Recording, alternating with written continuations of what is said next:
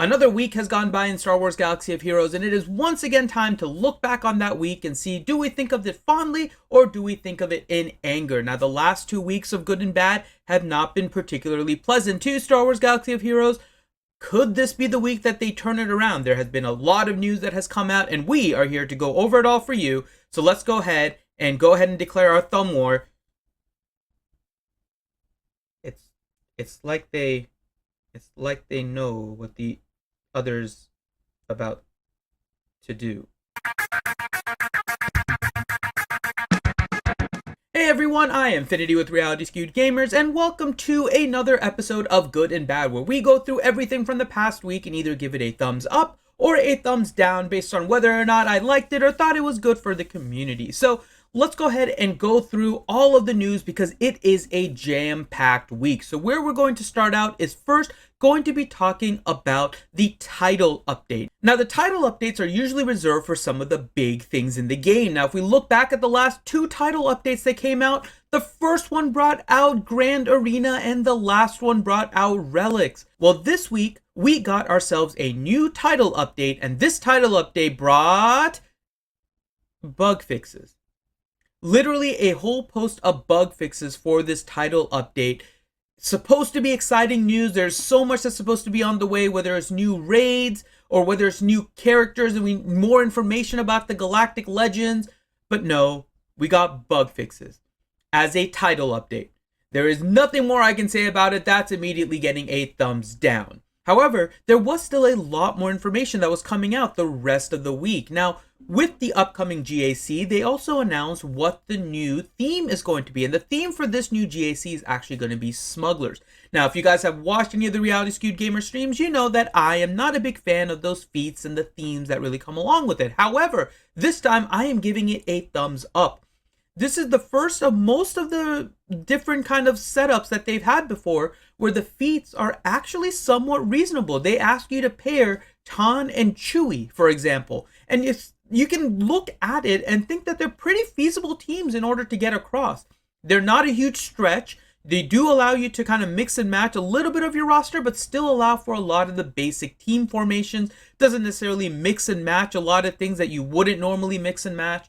And so I'm kind of a fan of the way they've set up these smugglers compared to what they've done in the past. And so this is getting a thumbs up because I am actually pretty happy with the way that the theme is developed for this GAC.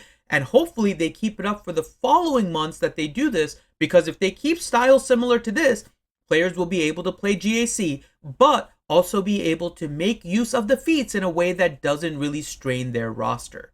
We then jump into the March calendar, and the March calendar is also getting a big thumbs up from me. Now, there's a few reasons why we're getting that. Now, let's talk about it. There's one thing in particular that's not being shown on this, and that is the Clash on Kamino. The General Anakin Skywalker event is returning in a couple of days from this video, and so because of that, that's always a good sign to kind of see those characters recurring and giving people the opportunity, mainly because the last release was probably a little bit too early, and maybe they're doing it on a 2-month release. It's hard to tell. But we do have Clash on Kamino coming back. We also have a whole list of things, but I am going to focus on who the character of the month it is. It is Luminara. Now, we know that there is a whole Clone Wars show coming. It is possible that Luminara is the character of the month because of the Clone Wars show, but you all know what we're hoping for, that this is actually a sign that there is going to be a rework to good old Mace Windu. If Mace Windu gets an update, this is going to be one of the better months in Star Wars Galaxy of Heroes. We know that when they were releasing Lightside GOTB, they were already working on the Mace, but he was not quite ready. And so nobody has really... They said they were going to rework it. They haven't reworked it, but maybe they're still bringing out Mace Windu. My head is going to explode from all of this, so who knows what's going to happen. I like the overall theme of the March calendar, and so because of that, I am giving the calendar a thumbs up for March because I think it really does provide players a lot of opportunities. We are seeing the return of mythic events. We're seeing the new assault battle tiers. We're seeing Luminara giving some hope to those that are hoping for a Mace Windu rework. We're seeing Clash on Kamino back. All of this is actually leading to a pretty good month of March, and so for the calendar, it is getting a thumbs up. And I am happy, at least for this month, so far, with the direction of the game. And I know technically it's still the 29th of February, but hey, let's be positive as we go into March, because March will hopefully be a good month with the new Galactic Legends and with all the other new content that they are hopefully bringing out. And speaking of content, here they come with the new capital ship that was promised, which is the Finalizer. Now, when you look over this kit, and I played around with it and I unlocked it the other day, I am going to give the Finalizer a thumbs up. It is a fun ship. It is a ship that starts out with its ultimate ability right off the bat. Pretty neat trying to figure out the interactions, and I have to say I am kind of a fan of the fact that Kylo's command shuttle uses his reinforcement even though he's in the starting lineup. It is a fun little twist on the capital ships and how they interact with the reinforcements. The first order benefits are very nice. Now, I want to say before I go too far with this, even though the Finalizer gets a thumbs up from me, we need to be careful. We have a lot of capital ships and not enough ships in order to field a team for all of the capital ships. So CG, you've done a pretty good job on the kits of these last two capital ships. I am a fan of the Radis. I am a fan of the Finalizer. So CG, please make sure you focus on the correct things now. There is some good things lined up in fleet with Radis and Finalizer. Now build the pieces around the other capital ships so we can start fielding a team for every single one. So this then was followed by a rework to Veteran Han and Veteran Smuggler Chewie. Now, these are two characters that largely we always thought of as nyeh, and we just needed it in order to get Rey Jedi training, and we didn't really know what to do with it. Now, if you guys have played around with these two characters have really good kits even before the reworks. They were actually pretty fun. The problem is they didn't synergize with anything, and so this week, they not only did minor modifications or reworks to their kits, they also finally gave them the resistance tag. And so for that, I am definitely giving a thumbs up. These are two characters that have long had a lot of potential, and I love their kits. Just no place to use them, so the gear just was never invested. Now with the rework of this kit, I have to say that using them on a resistance team is definitely very tempting. I'm also going to jump into a segment that I'm going to call Theory Crafting with Dr. Finity. Hello everybody, this is Dr. Finity, and I am here to talk about the theory crafting that is Veteran Han and Veteran Chewie. Now, Veteran Han and Veteran Chewie are both going to be very great characters, but now where are we going to put them? We are going to put them with other smugglers. Yes, with other smugglers. Now, we do want to put Galactic Legend Rey with this team. So we don't know the kit yet, but hopefully this kit is going to be awesome. So if this is an awesome kit, we're going to put under Galactic Legend Rey, we are going to put the new Veteran Smuggler Han and the new Veteran Smuggler Chewie. Then we are going to add two characters that you may not even thought of. We are going to put Vandor Chewie and L3, because Vandor Chewie will then be able to constantly res Veteran Han and trigger Veteran Chewie. You're going to create a nice little sequence here, and you're going to have the taunt of L3, the prepared of Vandor, with whatever the new kit of Galactic Legend Rey is. So this is once again Dr. Finity with a fun theory crafting session for the Veteran Smugglers.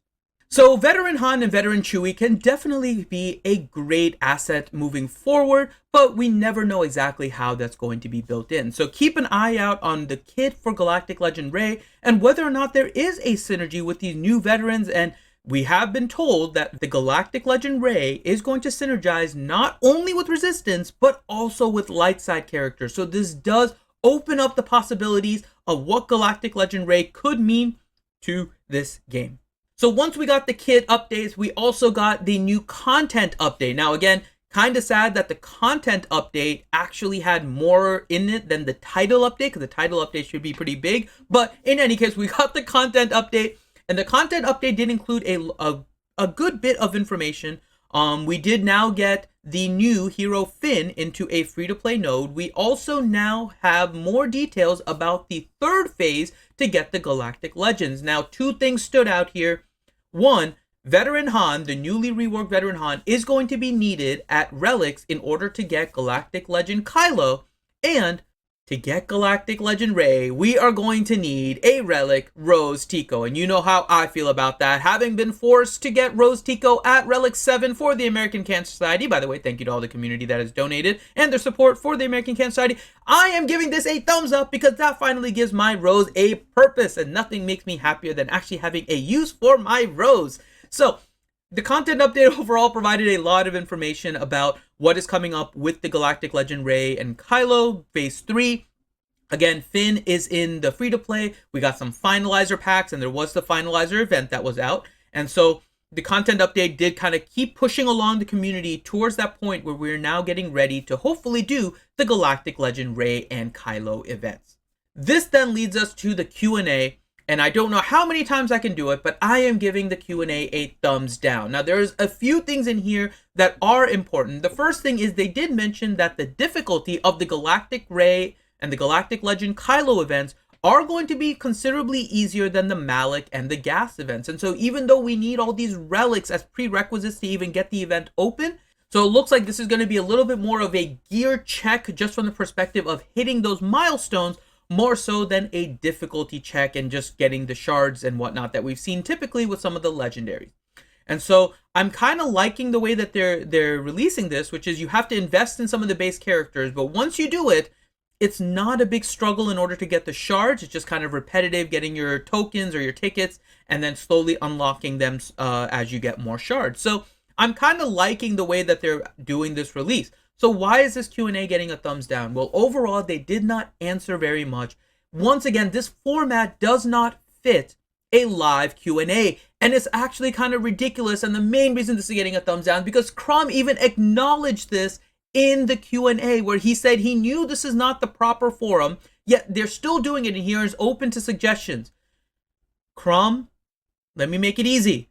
Live Q&A, do it in a format that actually allows you to be live. Whether it's a video, whether it's an audio setting, do it in some other format that is not text.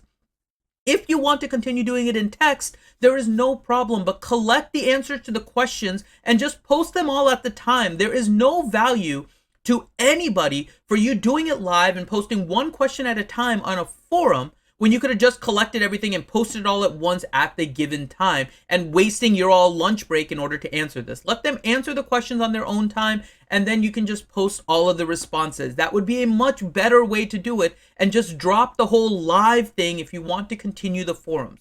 There's a lot of different possibilities. The fact that this Q&A continues the way it is very disappointing. It does not really provide anything. We know that sometimes you're not going to be able to answer certain things. The amount of questions that don't get actually answered is actually startling as we go through this. And some of the somewhat tone-deaf responses to what the community is looking for with the responses that are coming out are pretty disappointing as well. But that is bound to happen if you guys are honest about it.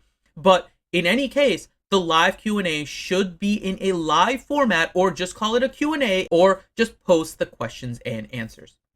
But with this comes a thumbs up for the community, and in particular, I am going to shout out XSplit, and I'm sorry if I mispronounced your name. He is on Reddit, and on the SWGOH Reddit, he created an abridged Q&A. Now, if you guys haven't watched it, RSG does it live, where we actually read the questions and answers as they come in with our fun responses of the CG devs, but also we now have an abridged version courtesy of XSplit. And XSplit posted an abridged version which put all the questions and a quick response of what there was. Now, this is even better because there was actually a reply by Crumb on this Reddit post talking about how what Cyanide said may be a little bit off and mod challenges may be getting an update, even though in the post they basically said no. So it is interesting that they are getting some responses on Reddit. So if you guys haven't, again, check in the description. The link to this Reddit post plus all of the news posts that we're talking about here is linked below, so make sure you guys check that out.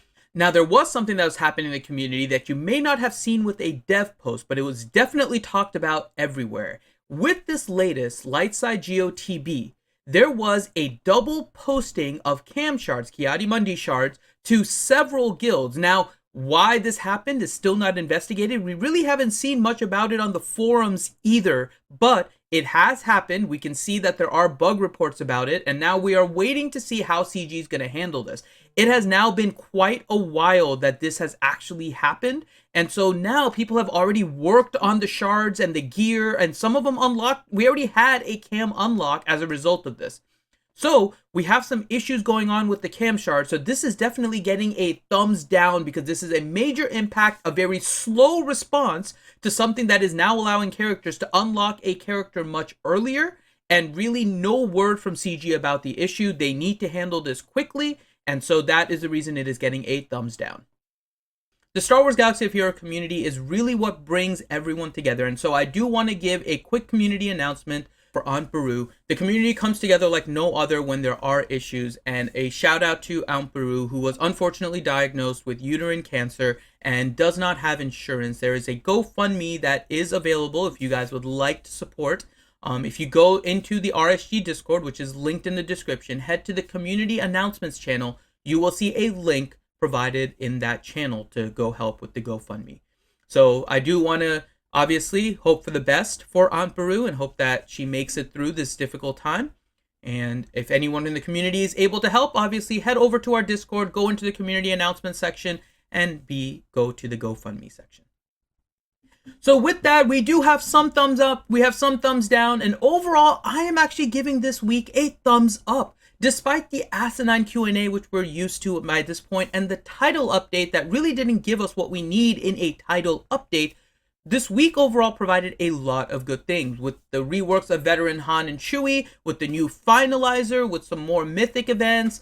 We're getting a lot of the things that we were hoping for. It is a good first step. Is it really what we're looking for in terms of content? No, we still want the new raid. We want something else to do in this game.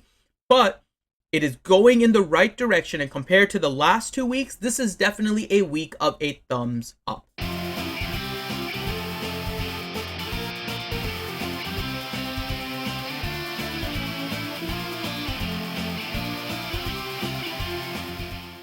So I am Finity with Reality Skewed Gamers. Thank you so much for joining me in this episode of Good and Bad. And if you guys can, go down below and leave some comments about what you think. Are there any other news items that you think maybe I should have covered in the community, whether it's on Reddit or the forums? Or what do you just think about overall this series? This is now our 3rd week of doing this, and I'm having a lot of fun doing it. I hope you guys are getting a lot out of it.